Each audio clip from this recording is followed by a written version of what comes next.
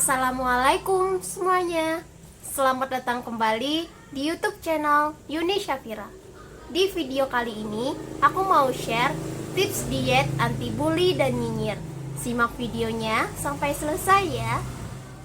Di balik kesuksesan diet, pasti akan ada kegagalan, pahit manisnya perjuangan yang kita rasakan, termasuk bully dan nyinyir. Pasti akan pernah kita hadapi gitu ya. Baik itu nggak diet, pasti ada kita mengalami bully dan nyinyiran. Baik itu dari orang terdekat, tetangga, saudara, bahkan keluarga sendiri. Bagaimana sih kita menyikapinya? Simak tipsnya, tonton videonya sampai selesai supaya kita itu dietnya anti bully dan nyinyir. Saat saya diet dulu, sebelum diet lah ya, berat badan 78 kilo. Ada yang bully secara langsung, ada yang nyinyir, ada yang nyindir, ada yang langsung nancep ke hati ucapannya membuat saya nangis berhari-hari. Waktu memiliki berat badan 78 kilo, dikatain, kok kamu kelihatan tua, kamu kok kelihatan kayak ibu-ibu, sekarang penampilan kamu udah gak menarik lagi ya, udah kayak gajah bengkak, udah kayak gentong, udah kayak gapura jalan, udah kayak nambah beban keluarga. Kamu makannya apa sih? Orang makannya nasi, kok kamu makannya apa gitu, berbeda jadi tambah gendut. Ada yang mungkin bulinya bercanda tapi masih dimaafkan. Tapi kalau bulinya udah keterlaluan, itu yang membuat beban mental kita itu terganggu ya. Mulai dari komentar, kata-kata, ataupun secara langsung. Jadi saya dulu pernah dibully, katanya, kamu gendut ya sekarang, udah gak semenarik yang dulu, udah berubah, udah kayak mama, udah tua banget, gak sesuai sama umur kamu. Jadi emang di depan orang itu saya tuh happy gitu ya, udah balas dengan senyuman. Tapi di balik itu saya nangis berhari-hari depan kaca. Saya nanya, apa sih yang salah dari diri saya? Kenapa sih orang bully saya? Apa saya merugikan orang lain? Apa diri saya mengganggu hidup orang lain gitu?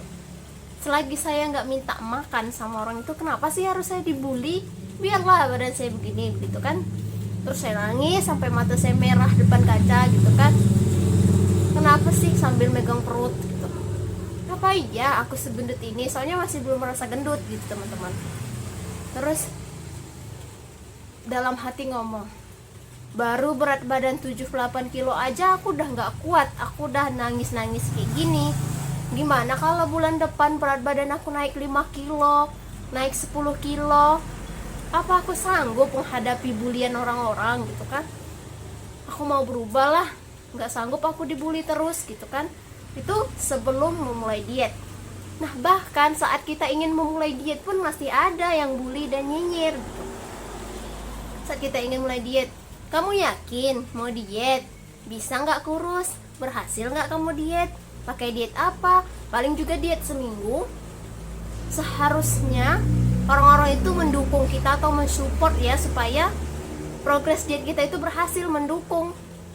Ketika kita gendut disuruh diet, ketika kita mau mulai diet pun dibully juga gitu, yang membuat beban mental kita tuh jadi down gitu ya, mendengar ucapan orang-orang gitu. Terus jadi nggak semangat. Ya udahlah, nggak usah diet, aku mau diet juga dibully. Gimana sih yang benernya gitu kan? Nah emang kita tuh nggak bisa melakban mulut orang yang ngomong di depan kita gitu kan. Jadi kita nggak bisa menstop, kamu jangan ngomongin aku, nggak bisa gitu. Karena bully itu langsung aja gitu kan, tergantung kita menyikapinya. Nah teman-teman, ada tipsnya supaya kita tuh nggak kepikiran sama bulian orang-orang. Yang pertama, cintai diri kita sendiri dulu. Apapun berat badan kita saat ini, bentuk badan kita saat ini, cintai diri kita. Jangan insecure. Kalau kita aja sudah nggak mencintai diri kita, ditambah bully orang lain, mungkin kita akan menghukum diri kita itu. Mungkin kita akan ngomong gitu kan, apa sih aku hidup gak guna? Mungkin ada terlepas omongan seperti itu. Jangan sampai ya teman-teman. gak gunalah aku hidup, apa-apa dia diomongin orang gitu kan. Nah, jadi jangan tidak mencintai diri sendiri. Cintai aja. Aku bersyukur sudah memiliki bentuk tubuh yang sempurna. Coba lihat ke bawah lagi saudara-saudara kita yang masih kekurangan. Alangkah baiknya kita bersyukur gitu. Nah, saat kita mendengar bulian orang lain, ambil baiknya, buang buruknya. Anggap bulian orang itu sebagai motivasi terbesar kita gitu. Oh, saat ini kamu bully aku, mungkin suatu saat kamu akan kemakan sendiri dengan bulian kamu itu gitu. Saat dia ngomong, ngapain kamu diet? Kamu gak mungkin berhasil. Ya udah, kamu tanamkan omongan itu sebagai penyemangat dan pengingat diri. Tapi jangan lakukan dari bully itu, jangan dietnya karena orang lain. Dietlah karena diri sendiri, dengan mencintai diri sendiri, dengan bentuk rasa syukur untuk menjaga pola hidup sehat. Nah, selanjutnya nih, tips yang kedua yaitu tutup kuping, ikuti kata hati kamu. Anggap aja masuk keluar kanan, masuk telinga kanan, keluar telinga kiri. Gak usah kamu dengerin bulian orang itu. Jangan karena kamu dibully kamu merasa gak semangat untuk hidup, kamu menyalahkan diri kamu menghukum. Oh, karena omongan tetangga nih ngomongin aku makin bengkak kayak gajah, kayak badak. Ya udahlah, aku nggak mau makan selama 3 hari. Aku mengurung diri aja di kamar selama 3 hari. Ada loh, nyata ini teman saya sendiri. Karena dia sering dibully, dia tuh udah merasa nggak percaya diri, takut ketemu orang banyak, takut bersosialisasi. Itulah dampak buruknya bully ya, kalau kita tuh nggak kuat untuk menyikapinya. Wajar, bully itu sesuatu yang gimana ya, susah juga menjelaskan. Nah, jadi jangan dengarkan, tutup kuping, lakukan yang terbaik. Oh, mungkin ada benarnya juga bully orang itu. Seharusnya aku semangat dan bangkit. Aku ambil nih bully yang positifnya, buang yang negatifnya. Apa yang harus aku terima, apa yang harus aku buang. Jadi jadikan bully itu penyemangat, bukan malah kamu putus asa dan benci sama diri kamu sendiri. Yang ketiga, saat kamu dibully, buktikan kalau kamu itu kuat, kalau kamu itu hebat, dan kamu itu bisa melewati bully, bisa anti bully, anti nyinyir. Dan kalau saya saat orang-orang bully saya langsung nih tanamkan niat ke diri saya. Oh, sekarang kamu bully saya, dan besok saya ingin berubah. Saya akan lakukan pola hidup sehat, berolahraga, dan mengurangi kebiasaan yang makan berlebihan, mengurangi kebiasaan mager. Saatnya saya mencintai diri saya sendiri. Nah, saat sedang melakukan proses diet, melihat saya olahraga, masih ada tuh yang nyinyir. Olahraga ya Yun, mau kurus ya, sudah turun berapa kilo sih? Langsung jelek gitu kan. Waduh, bukannya ngedukung aku, nggak stop-stopnya ya orang nyinyir nih, gimana sih lambenya? Nggak stop-stop gitu. Ada aja yang salah sama diri kita gitu. Kita nggak ngerugiin dia, kita nggak bergantung hidup sama dia. Kenapa sih? Tapi emang beda sih sifat-sifat orang, kita nggak bisa merubah sifat seseorang. Langsung main lewat. Jadi jangan di saat kamu sudah memulai, ketika ada yang bully dan nyinyir, kamu balik lagi, putus di tengah jalan, kamu putus asa, kamu balik lagi ke pola kebiasaan kamu yang lama. Itu yang saya alami saat saya berolahraga, udah semangatnya melawan anti bully dan nyinyir.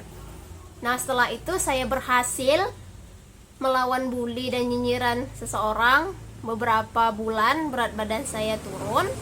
Terus saya ingin tanya gitu sama orang yang bully, malah saya ingin lawan balik gitu kan. Saya tanya nih, lihat aku sekarang, ada perubahan gak?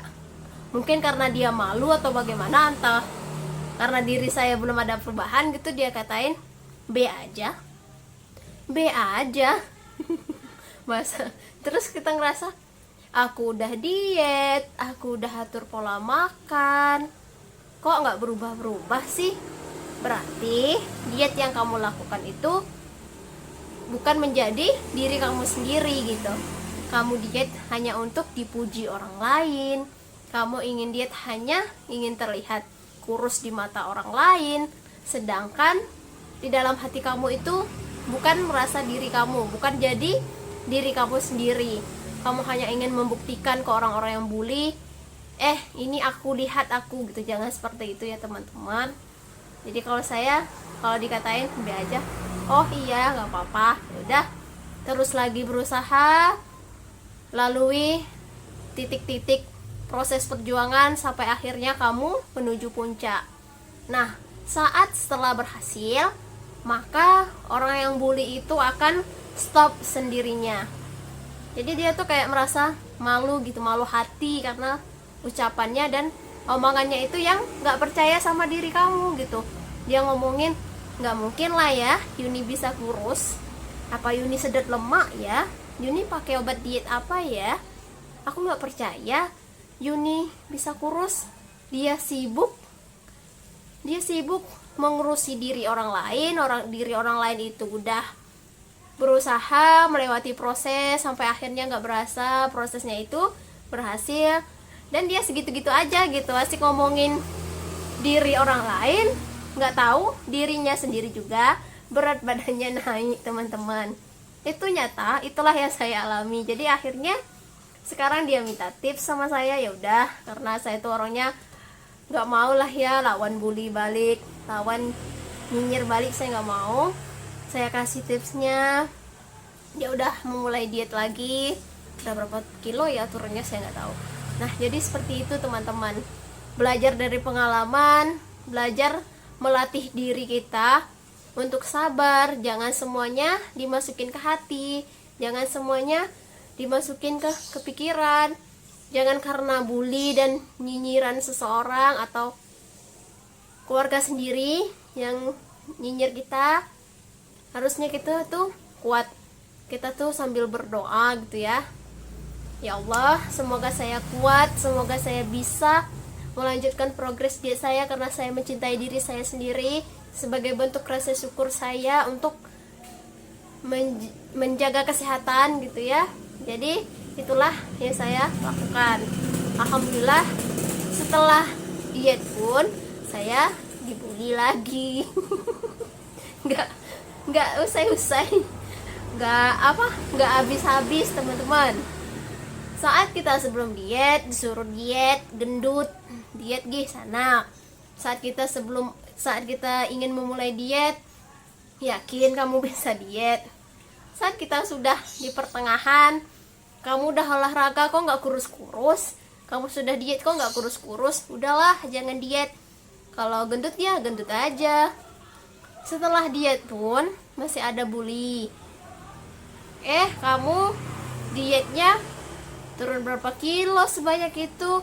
Yakin kamu sehat? Kamu jangan diet seperti itu, nanti kamu masuk rumah sakit.